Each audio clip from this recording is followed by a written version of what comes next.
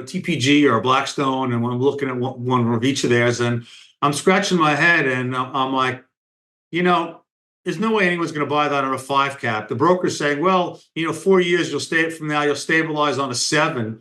I don't see it. So there are plenty of deals out there, and you just got to bid with what makes sense. You'd be surprised.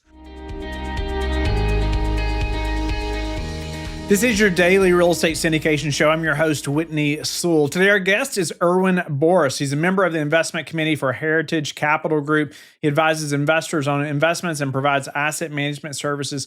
30 plus years experience in real estate investing and real estate finance, asset management. Participated as a direct lender, principal investment banker, and advisor in $5 billion plus real estate transactions. Past experiences include head of real estate for several family offices, supervised audits and due diligence for real estate accounting firms, and just a wealth of knowledge coming and experience coming from Erwin over the next couple of days. You're going to hear today, man, so many things that come out from just so much experience talking from the types of deals they're looking for and why, the metrics that you should be considering as an investor, even as an operator. You need to be thinking about these things that he is mentioning. A number of things that they do during due diligence that were helpful to think through as well, and even challenges that they're experiencing and that other operators are experiencing that he elaborates on. You're going to enjoy that episode today. Erwin, welcome to the show. Honored to have you on. I just love the level of experience and expertise that you've developed over so many years, and I'm looking forward to pulling some of that out for our investors that are listening. No, my pleasure. Thanks for having me with me. Yeah, honored to have you. Why don't you give just a minute or so on your focus right now and what you're doing in the industry? Sure. I guess I've been doing this a really long time. I had a stint as a practicing CPA, as a banker, an advisor, owner operators, and now I work with family offices and other investors on building cash flow portfolios and helping them with their due diligence. Right now, our focus is largely on triple net, industrial, small bay flex. We still do look at multifamily, but even the distressed deals don't make sense right now. And we focus more on the long game rather than on churn and burn, quick value adds, because the hardest thing in this business is to get control of the deal and get into it. And so sometimes it's about educating investors on why the cash flow matters more than total return, because if over time you have gotten all your cash out of the investment, and you have no equity, cash flow is great. You can go on and compound it and reinvest it somewhere else. So, we sort of try to re-educate people on the tax efficiencies and why cash flow is really what you should look for as a key metric. Well, I'd love to talk about that a little bit, and let's move into maybe some of the due diligence things that you all do to ensure these things. When you're looking at an asset, but speak to talking or educating investors on why cash flow is so important, and maybe some of the pushback you receive about that, and how you educate them. No, sure. When you look at IRR as being the final cake as you're baking it, and look at the ingredients that goes into that recipe, there's a lot of ingredients, and when you have a lot of cooks in the kitchen, so to speak, and some of them are outside your office. Some of them are outside influences like insurance costs, Federal Reserve raising interest rates, finding employees and contractors, things beyond your control in that recipe. Things can sort of go sideways. And so over the years, we've cycled out of, our 10,000 units that we built up years ago. We're actually going to contract on the last 448 units in Virginia Beach now. We'll double our money on it. But still, it was a very conservative investment. So now what we look for are deals that can pay at least 8% current in the first year. And we do that by looking for what the current occupancy is, what the contractual rent is, and what the ability to keep the property full is. And by looking at deals that are either modified gross or largely triple net, when we see increases on insurance or payroll costs or utilities, the tenants are paying those. It's part of their occupancy costs. We have no risk. in that it may restrict our ability to push rents continuously if insurance went up on a crazy amount. But even when we look back at what's happened in the last 18 months on insurance costs, multifamily has really taken the hit. And I think that's because of the amount of property damage incurred on the residential, both single family and multifamily levels, by insurers paying out, and not so much on industrial or flex buildings and things like that. Or even on some of the office buildings haven't been affected as much. So we've been lucky. And even though insurance has gone up, 10, 12% on a portfolio basis, the tenants have picked it up, and they know it's only temporary. So, that's one of the things that we try to explain to people why multifamily is great. Yeah, you need a place to sleep, but if you really do the research on how many times a deal has traded over the last 12 to 15 years, and in some cases, because I saved these things, I could show you what the business plan was through the operators. It's like, well, how many times can you tell me you're going to put $15,000 of renovations into an apartment? How many times are you going to change a floor or a granite countertop or kitchen cabinets? And when you look at the affordability without forcing a lot of turnover, which is losing income and incurring expense in the apartment world, because you're making tenants spend a larger portion of their net pay on housing, there's a problem. I think it's more of a global social problem than it is, an individual owner's problem, because people need a place to live. But that's why, at certain upper income buildings, they'll always stay filled because people could care less what they cost because of their incomes. But, the bread and butter, which is probably 60 to 75% is in trouble. The lower income, if it's subsidized, those people are fine. But multifamily is, I think, at an interesting crossroads, and we're going to wait and see what happens over the next 2-3 years on how that market readjusts. When things run for too long, there's got to be a downturn for a period of time, or at least a period of stagnation. Yeah, I love your thoughts on cash flow and the importance of cash flow. Even thinking through some of the things that are happening with multifamily right now, and that there has to be a downturn. And I want us to get to that in a bit as well. Just so the listeners know, I'd love what your thoughts on that. One point you mentioned amongst a few others, like 8% current, the first year. Talk about some other things that makes the deal for you right now. Like, what are some non-negotiables? As you're underwriting and looking at assets now. No, sure. We're also looking at lease expirations. Like, I'm negotiating a small deal, only because it's like down the street from something we already own down in Atlanta. And I waited the seller out. He wanted a certain number, and I didn't think the deal made sense given the relative, it's risk reward. So now that I waited him down, I'm going to go to contract on a 10% return. So in theory, I don't need to leverage, but I will put some money on there.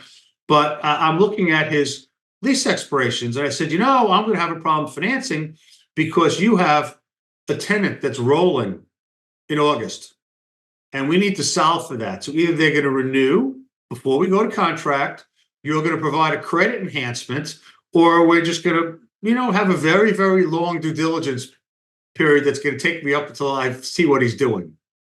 And we figured it out. We, from talking to the leasing broker, we found out one of the tenants next door wants the space. So I said, let's get that amendment signed now. So when I go to the lender, I don't have any financing risk, because we're very risk averse when it comes to interest rate exposure and debt structures. We don't like bridge financing. We don't like bridge loans at a floating rate without full term interest rate caps, which is another thing that has gotten a lot of multifamily people and others into trouble, is interest rate risk. So we like to know what the tenants are doing. And we've, in the last 5 years, in our due diligence, we spent a lot of times talking to the tenants and their facilities people, what the sense of family there is at the workplace. I'm trying to get a sense for what the average tenure is, how long the commute is. Do you have team building events? How many people, how many shifts, if it's manufacturing or distribution. And we find that in some cases, if you have 400 people that work there, because it's a big 1 million square foot building, you can't move to save $1 a square foot in rent because you can't replace your workforce. And that's going to disrupt your business. So, and we even explained that to one of the life insurance companies on a deal we closed back in June. We bought 780,000 feet in the middle of Indiana, and they have 500 people, and they're open 24 hours a day. It's a major distribution hub, and if you don't look, you can get hit by a forklift 3 different directions. It's like a superhighway in there, and the lender's like, "Yeah, we get it. We love this. We're going to give you a 10-year loan. There's only 6 years left on the lease." But we know that's the kind of things we look for is why does the tenant need to be there? Could the tenant relocate? What does that do to their workforce? And it's through the years of experience that we've learned to ask those questions. Normally in due diligence, you'd say, okay, what are the other vacancies in the market? Could they move 50 miles away to save $1? I'm like, they can't move because the people aren't going. So you're not necessarily looking at rental comps or sales comps, although replacement cost is something we like to be comfortable with, that we're buying below the replacement cost, but it's more about the people. Yeah, I love that intentionality of speaking to the workforce, right? Even the question that you said, what's the sense of family, right, in the business or the day-to-day? I think it's a great question. And even thinking through, how hard it is for a tenant like that to have to move. And knowing who their workers are is so important, right? Because hey, those 400 employees or 1,000, whatever it is, that are working in that building, most likely are not moving, even if it's 30 minutes, an hour right away to a different facility. They're not going to change their commute if they can get another job down the street for $1 more an hour. They're just not doing it. And then sometimes the cost of the relocation, like I'm an investor in a deal down in Chesapeake, Virginia, and First Data is one of the tenants. Now, First Data, like you lose your American Express card, you call Amex, they ship your card out overnight. First Data is the one that imprints those metal cards and credit cards and for almost everything, MasterCard, Visa, and even the gift cards you find on the rack of the supermarket. Their building was built around a 15,000 square foot vault, and they have a restoration clause in the lease. They're not going anywhere. You know what it costs to dig that vault out of the middle of a building? So we look at why tenants can't move, and things like that. How much equipment do you have installed? And then I always like to know is if you left, I could rent this for more space. Like I did a sale leaseback. We closed in August. The tenant had been in there for 50 years. And I pray they go out of business because if I slice it in 3, I get $2 more a foot. And it sits right off the highway. I had to explain real estate to the lender, why I like the building. And then they understood it. So we look at things from many different angles. It's not just one angle.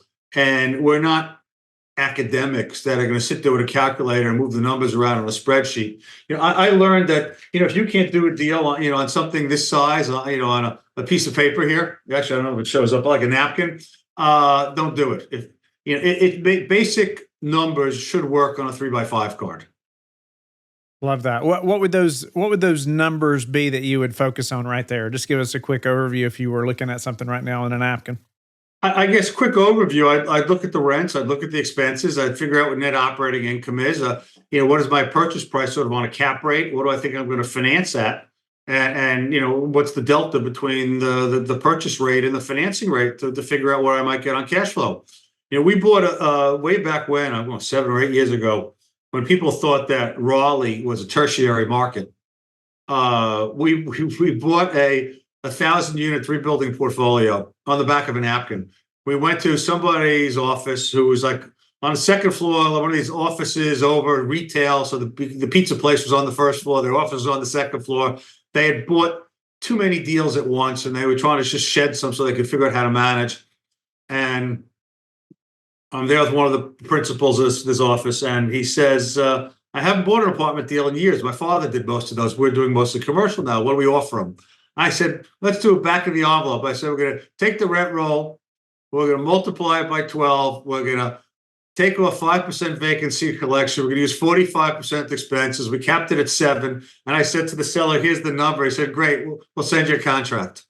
And the principal says to me, you don't need the computer. You don't need to build a whole big spreadsheet. I said, no, we know what the rent, what we think we can get on a value add. That's all going to be gravy. We'll figure that out later. I said, you're going to finance it at 4.5. You're going to buy on a 7. You happy with that? He goes, yeah, we're going to get some good cash flow. Wow. Speak to the challenges, or if you're having challenges finding new deals now. Well, I guess the apartment deals, haven't readjusted in price yet. Even some of the distressed deals, like someone sent me a distressed deal in Atlanta. It wasn't in it was probably a C plus location. He sent it to me last week, where the seller is trying to avoid having a foreclosure on his record, the sponsor. So they're willing to sell it for $1 million over the debt. So they're allegedly in for 180,000 a unit, and they'll sell for 110,000 a unit. Yeah, so everybody's getting wiped out, and out of the closing costs, that $1 million is really going to cover his closing costs. And I'm asking all the questions, and I find out that, oh yeah, there's a Freddie Mac floating rate loan on there, and it's more than $1 million to replace the interest rate cap. And I'm looking at these renovated apartments, and I'm like, you put a lot of lipstick on that pig. I'm like, you refinished the Formica countertops, you painted the cabinets. That's not an upgrade. And I don't think you could actually spend 10 or 15,000 a year and get a rent increase in this submarket. And so I said to the broker, let me know when Freddie Mac forecloses on it, because at probably about 75 or 80,000 a unit, it'll make sense, but not at 110.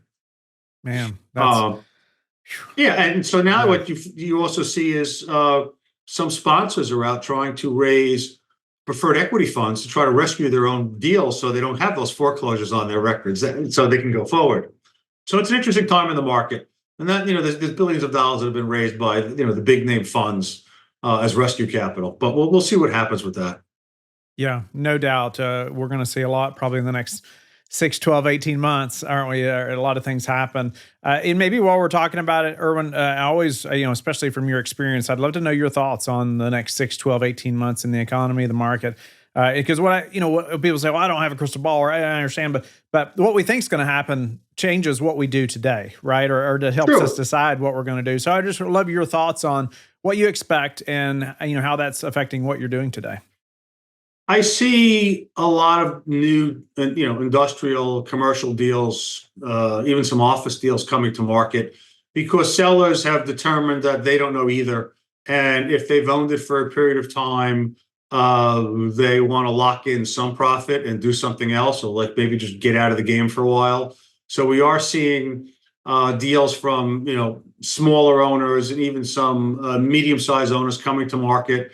Some of them on some really wide cap rates. Some have some issues. Like one deal I'm looking at where there are 4 tenants in there and all the leases expire in the same year. But you're not gonna be able to finance it. So I got to figure. So there's some nuances, but you even see some of the institutional deals that are coming to market with whether it's TPG or Blackstone. And when I'm looking at one of each of theirs, and I'm scratching my head, and I'm like, there's no way anyone's going to buy that on a 5 cap. The broker's saying, well, 4 years you'll stabilize on a 7. I don't see it. So there are plenty of deals out there, and you just got to bid with what makes sense. You'd be surprised there. But I think interest rates, maybe you see 50 to 75 basis points sometime in the last half of this year. I heard one economist saying that don't be surprised if there's another increase, which I don't believe. I think that now they're just trying to see some consistency in the data and let the markets settle down a little bit. I do see credit spreads starting to tighten. Of course, the lenders, either that or they're going to fire everybody. They're going to stop being greedy. Portfolio lenders hopefully have figured out their interest rate risk, where now they'll actually come back to the market and provide some non-recourse financing. But I think if you have cash, it's an opportune time to buy right now. And really wait and see what happens. I would take shorter term debt, because I think 5 years from now, I'd like to think that interest rates are lower, and cap rates do compress a little bit. So it's as I said, it's an interesting time. I think eventually insurance costs come down. Payroll is still going to run at a hot. Don't tell me you're going to reduce payroll costs on anything you're going to buy. Operating expenses are increasing. Costs of renovations are increasing. And I think as you start to renovate those units, you also what people expect for their money, if they can afford to pay the rent, is also going to be a little more challenging. Yeah, no, I appreciate the detail there, no doubt about it. Knowing those things, even as you look back at how you all bought deals, in years past, before other downturns or this one, or potentially, How are you all prepared for a downturn? Anything else that we haven't talked about that's like, man, I'm so glad we did this, or man, we learned this and we're doing this moving forward. Whether it's amount of leverage or whether it's cash reserves or whatever it may be. Sure. One thing is when possible, we always take fixed rate debt, long-term debt. Like we tried to put a deal on one of these crowdfunding platforms. We're going to try it. And they said to us, you're showing a 5-year hold, but why are you taking 10-year debt? I said, well, at 3.5%, 10-year debt, full-term interest only. Why wouldn't you take 10-year debt? Well, what about the prepayment penalty? I said, think of where we are in the cycle. Rates are more likely to go up than down. And I explained to them, every year we value our properties. We get our opinion of value because there's always somebody with a 1031 exchange that needs an asset that will assume your debt. And on the deals that we've done that have been floating rate debt, like we did a few with some institutional partners, and the lender only required a 3-year interest rate cap, but we took a full term 7-year interest rate cap. It was marginal increase in cost, 3 years ago. And they said, well, do you really think you need to spend the extra $250,000? Now they're very happy. Now they don't want us to sell because they're getting 14% cash flow on those deals where the rents have escalated to. So we like to sleep at night. We manage interest rate exposure. And we also do things that there's no domino effect where all the tenants are going to expire in a certain period of time. We like to space them out, so we can manage a commercial rollover. We like to make sure that nothing is cross-collateralized. Even all the debt on the, because we finance everything separately, all the debt doesn't mature in the same year. So we're not trying to juggle the refinance of multiple properties, at any one time, because interest rates are going to go up and down. And this way we can focus on deals a little better. We also, where years ago, especially with multifamily, it was easy to get 80%. Sometimes 85% if they allowed you to put some of the renovation costs in there. Now we typically don't leverage more than 60 or 65%. I like to know that on a multi-tenanted property, I could lose 25% of my tenants and I can still pay the mortgage. So each property is sort of an island unto itself, including reserves. Investors have said to me, we're looking at your sources and uses. What's all this miscellaneous money? I said, it's for a rainy day. They're like, what? I said, let's say we have an institutional tenant that requires a larger tenant improvement package for a longer term lease. I said, do you want me to call you up and say, hey, Mr. Investor, you're 10% as your capital call, or else I dilute you down. And God forbid it's at a point in time where you don't have the money and you have to get diluted down. Wouldn't you rather me have this money, and if we don't need it, return it? Or you have to worry that you don't have it and you lose your investment. And, people get comfortable when you explain that to them, that it's better to be overcapitalized in a way that I'm protecting their future. And that's how we like to do it. And also, God forbid, you do have an insurance loss and you have to get repairs done because maybe there are life safety issues or roofing, or sometimes you have to get these repairs done way in advance before you get any money from the insurance company, even though they've been to the property with an adjuster.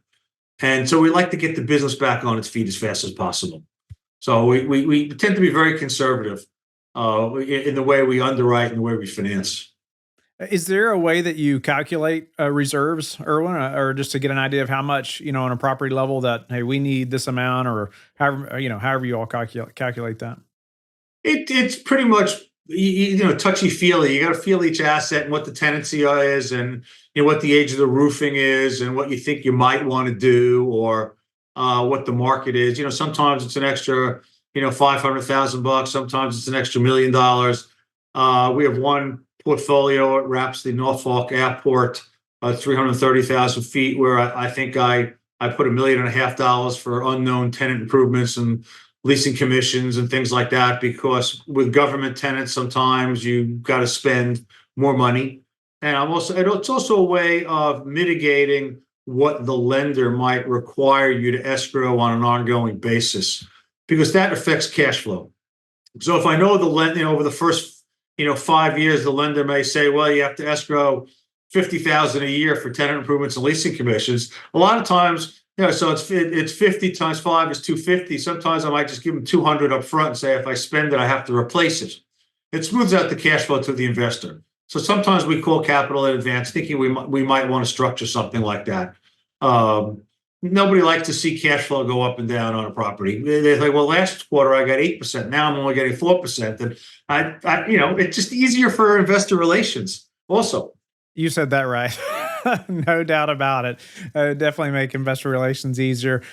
Erwin, I'm grateful, man, for your time. I want the listeners to know, hey, we're going to do a couple segments here with Erwin, and we're going to dive in even in another segment for tomorrow on where do investors go wrong and questions you should be asking as an LP to your sponsors, and even maybe when the deal goes sideways, what should be happening. And so, Erwin, grateful again for your time and what you shared with us today, man. It's so good. Tell the listeners how they can get in touch with you and learn more about you. Sure. It's Erwin at heritagecapitalgroup.com. You can go to the website. You can just put my name in the search bar, Google. I do speak at a lot of industry events, a lot of family office conferences. So I'm easy to find. I'm on LinkedIn, Facebook, Instagram. You have a question, ask. I spent a lot of time trying to help people understand, where deals went wrong, what they should look at going forward, and really how to build generational wealth. Thank you for being with us again today. I hope that you have learned a lot from the show. Don't forget to like and subscribe. I hope you're telling your friends about the Real Estate Syndication Show and how they can also build wealth in real estate. You can also go to lifebridgecapital.com and start investing today.